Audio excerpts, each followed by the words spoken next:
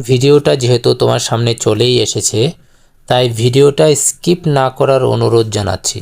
কারণ আজকে আমি তোমার সাথে এমন কিছু বিষয় শেয়ার করতে চলেছি যা তোমার চিন্তাকে বদল করে দিতে পারে। তার আগে আমি তোমাকে একটা বিষয় শেয়ার করি যে আমার যারা স্টুডেন্ট রয়েছে তারা সবাই জানে যে আমি তাদের প্রায়ই বলি যে তোমার দ্বারাও ভালো অনেক কিছু হতে পারে। শুধু তোমাকে যা করতে হবে সেটা হলো নিজেকে একবার বুঝে নিতে হবে। যাই হোক, আসল কথায় আসি। আমরা সবসময় অনেককেই বলতে শুনি, কি যে করব কিছুই বুঝি না, লাইফটা যে কি হবে, এরকম হাজারো হতাশার কথা। আমি তোমাকেই বলছি, একবারে বড় কোনো কাজে হাত না দিয়ে ছোট ছোট মিনিংফুল কাজে হাত দাও।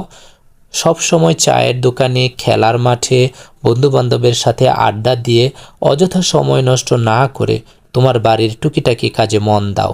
বাবাকে সাহায্য করো, মাকে সাহায্য করো, বাগান করো, শখ করে এমন কিছু পুষো যা থেকে রিটার্ন আসবে।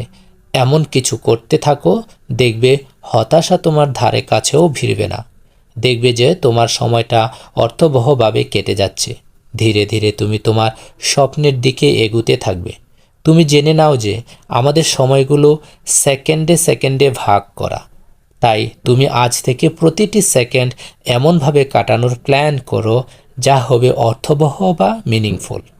সেটা হতে পারে তোমার বাড়ির পাশে এক টুকরো জমিতে শাকসবজির বাগান করা। তাতে কি হবে জানো? তোমার একটা ভালো সময় কাটবে, হতাশা কেটে যাবে, দুশ্চিন্তা মাথায় আসবে না, শরীর ও মন দুটোই ভালো থাকবে। আর তুমি তোমার প্রয়োজনীয় খাবারের কিছু অংশ নিজেই উৎপন্ন করলে এবং তোমার পরিবারও কিছুটা সাপোর্ট পেল। আশা করি এই ভিডিও দেখার পরে কিছুটা হলেও তোমার চিন্তায় পরিবর্তন আসবে। ভিডিওটা ভালো লাগলে লাইক, কমেন্ট করো, শেয়ার করে অন্যদেরকেও দেখার সুযোগ করে দাও। ধন্যবাদ।